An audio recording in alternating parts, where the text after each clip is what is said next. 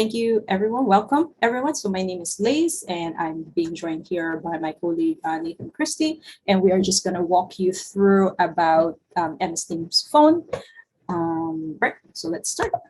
Right, so Teams phones, and here are like some of the topics that we are going to discuss today. We're going to give you a brief background on what is this migration is all about, why did it happen, why did it take place, and we are also going to discuss what is Teams phone, how is it different from the other applications out there, and what to expect during and after your migration. And then we are going to go through some of the features.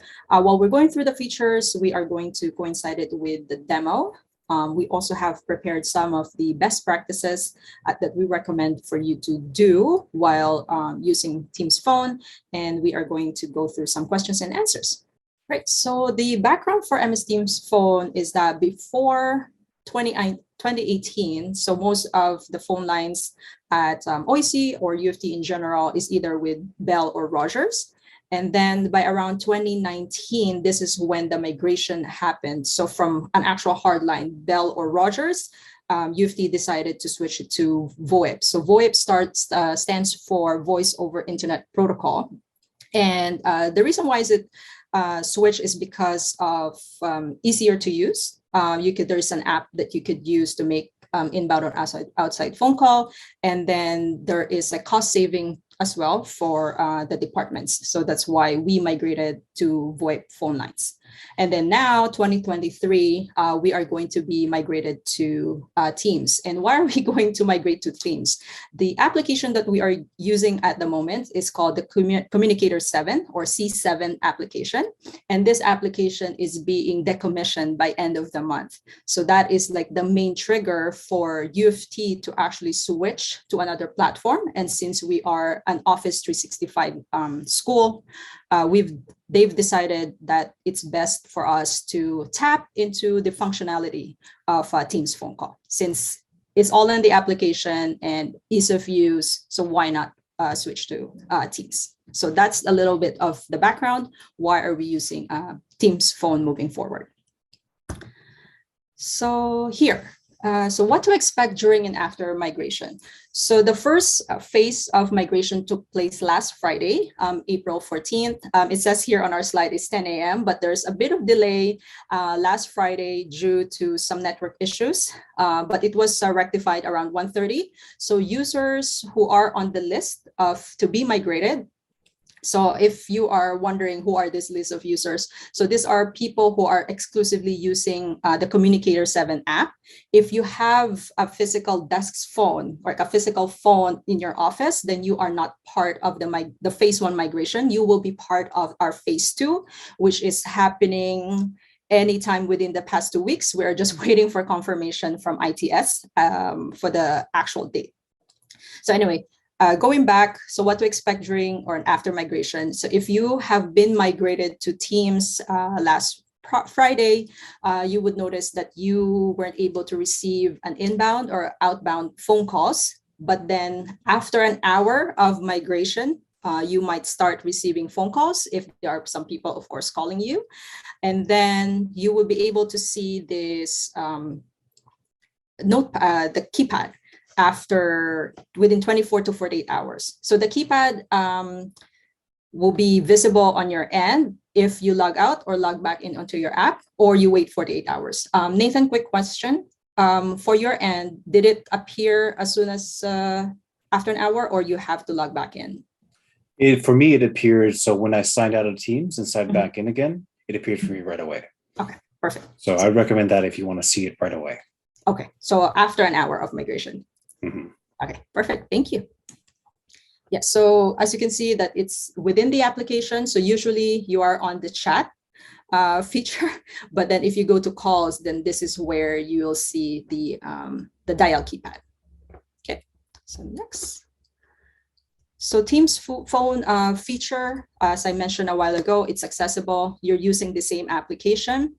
No need to remember another set of credentials, because before, when you're using the C7 application, username is your phone number, and then you have to set a different password. Whereas with Teams phone, it's all tied to your user ID and your password.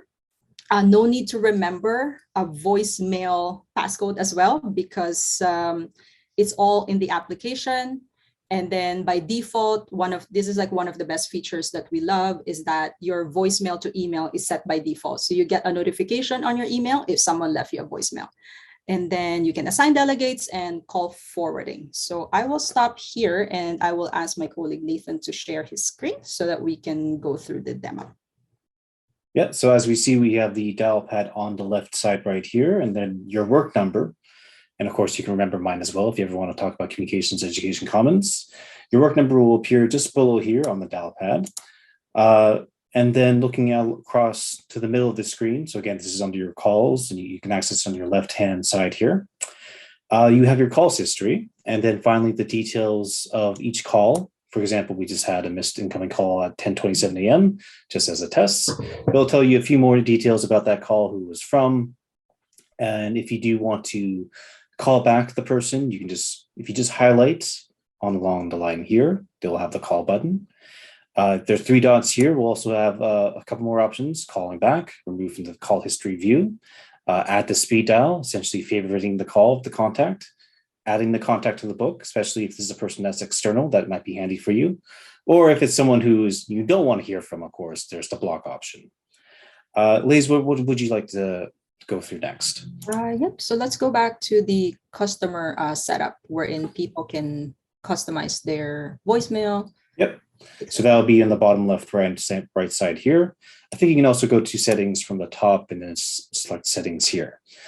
So going to settings and going to device settings, this is going to go to my devices first, but I think we want to go to calls, right? Yes. Yes. So when you're on your settings screen, there's going to be all this on the left-hand side. Calls is at the very bottom. Okay. So do you see that? Yep, we see it. Okay. So under call answering rules, you can choose how you want to handle incoming calls. So for example, right now I have it set up so that if someone calls me, the calls are going to ring me.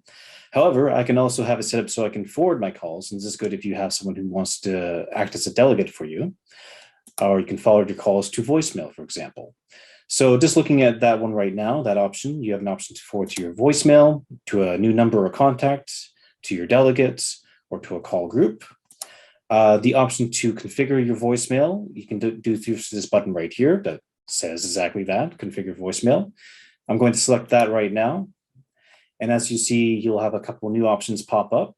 So the first one, of course, is record a greeting. I myself still need to do that. Right now, the default is if you don't record a greeting, it'll simply be something like, your name is not available right now. Please leave a message, something like that. So, but if you want to record something more friendly, that's where you do it. Call answer rules. If you want to handle calls when they go to voicemail, whether you want the person to record, the person calling you to record a message, they can do that. Or you can have an option for them to be transferred somewhere else. You can end the call without playing your greeting. You can play your greeting and end the call, or you can transfer the call to someone else. There's also options, of course, for language. I have set for English United States. I think there should be one for English Canada, but we'll have to double check that. And there's also an option for text to speech, which could also be helpful as well. It's a bit of an accessibility option. And also very useful is an out of office greeting. So if you have an out of office greeting playing, this is something you can set here through the text to speech. You can have it set to all the time. You can have it set to when you have Outlook auto reply on. For example, if you set an out of office message in Outlook, it should also carry over here as text to speech, or when you have an out of office calendar event. Actually, I'm going to check that off right now because that's very useful. Hit OK there. And then under voicemail, we also have ringtones. I think this is also seen it's also seen here, whether you do calls ring me or forward my calls. Also, I should say, when you do calls, choosing your calls to ring yourself, you can also have an option to ring someone else. If they have answered, you can have the option for them to go to voicemail or someone else, your delegate. You can also choose how long the ring can go for. So 20 seconds is a default. If you want a bit shorter, you can. You can also go up for a minute. Although, personally, if I let calls go for a minute, I probably think the call is out of service. And also, if you're in a call and you receive another call, you can also choose the options you have for that, whether you play a busy signal, let new calls ring you, or redirect us if the call is unanswered. So it could go to voicemail, it could go to a delegate. And then, of course, ringtones, you can choose what kind of audio you want to play, whether it's a call for you, whether it's a forwarded call, a delegated call. There's options to choose that. I think for the purpose of this meeting, I guess we're not going to play all these sounds, of course, but feel free to go in and find what's enjoyable for you. And there's a play option there, of course, to test it out. And there's also an accessibility mode for its TTY, so that uses text to communicate over the phone line. I believe we can't really go into this because we don't have a TTY device connected, right, Liz? So I don't think this is something we can cover at the moment. Yes. Yeah, you're right. Perfect. And okay. Can we go to devices, Nathan? Yep. So devices. Sorry. Okay. Is there anything you want to say here, Liz, before I go into it? Yeah. What if I don't have a headphones? What settings would I need to use? Good option. So right now I have a customized setup because I have these Bluetooth headphones on and I have some speakers. I have a mic set up as well. So for me, like it's set up to customize setup by default. But if you have a couple different speakers, for example, you have speakers on your computer, there's the different setups you can do through the devices screen. So speakers here, I've had my headphones. I'm not going to try to mess with this because you might all of a sudden not hear from me at all. And I have quite a few different options here. So it's not going to be as long as a long list as this, but usually you'll have something that just says your speakers here, or maybe just something from your monitor. So feel free to play around with this as well. I guess I should just mention that, if you're using Zoom and Teams in between, sometimes these features can mess with each other. So if you're going from a Zoom call to a Teams call, just make sure to double check your devices ahead of time.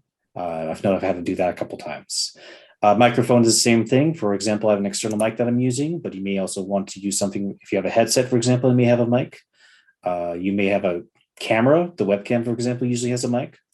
So these are your settings. It's just be a drop-down list to change where your audio comes in.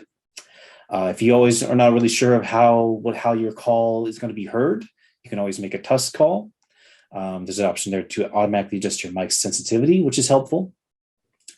And then there's also options for noise suppression, high fidelity music mode, which I guess is good if you're listening to music, but we're not going to be covering that, of course, during this time.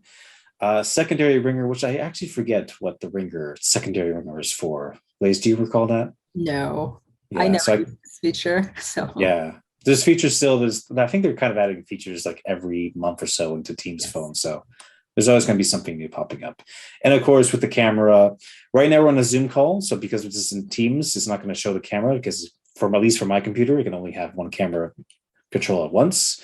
But were this on Teams video call, you'll be able to see a preview of exactly how I look right now on Zoom. And an option to adjust brightness. Shall we go to delegates next? Yes. Great.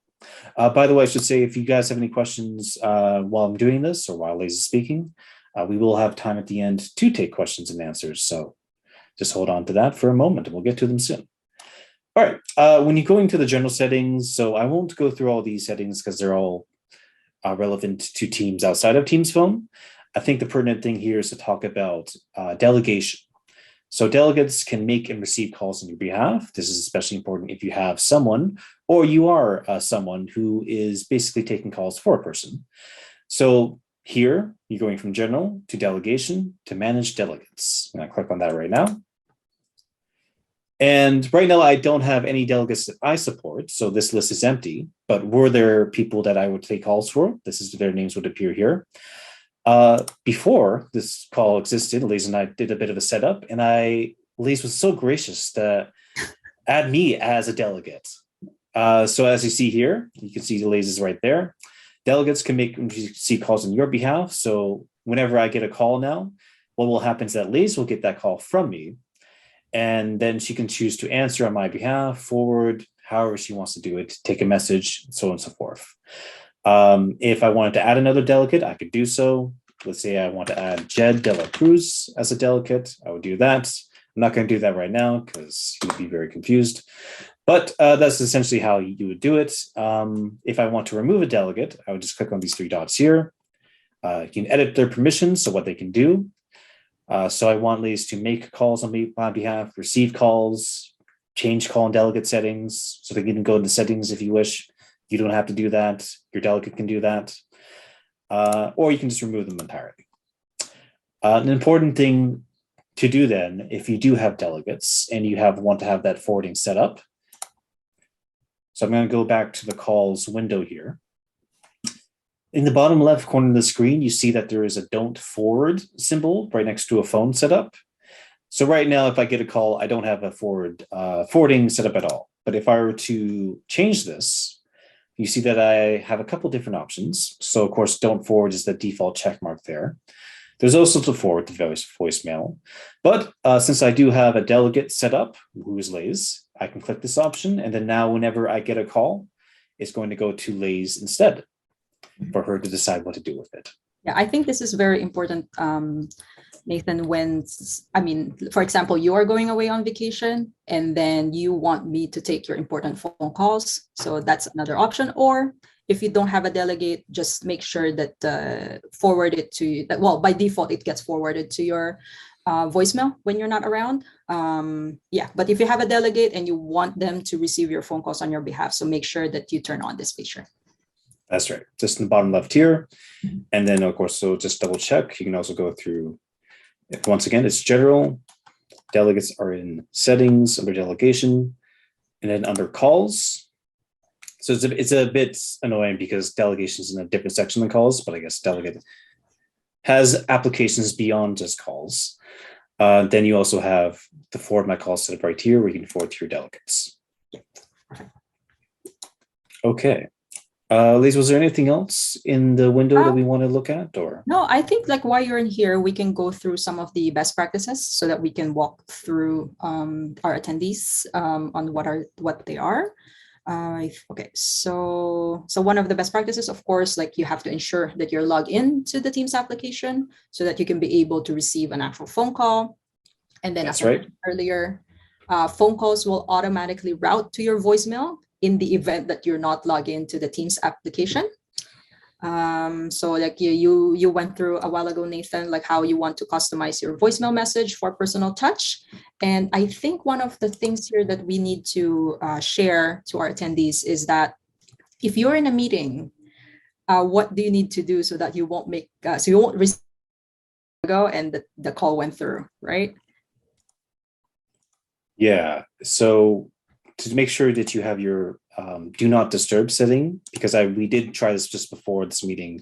If you are set to busy, you will still get calls coming through, but do not disturb will make sure that the calls get forwarded to your voicemail instead, or to your delegate if you have that set up. Yeah, I think this is important because like some people are switching back and forth, so they're not exclusively using Teams for their meetings. They're also using Zoom, so it's like a good practice. If you don't want to receive a phone call, just like make sure you change your status on Teams.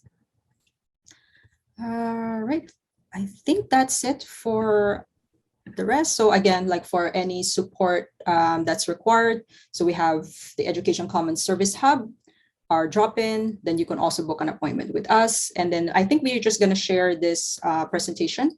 Yeah, and this was recorded as well, so we can share that. Feel free to share this among your own teammates. And yeah, thanks for attending. Thank you, everyone.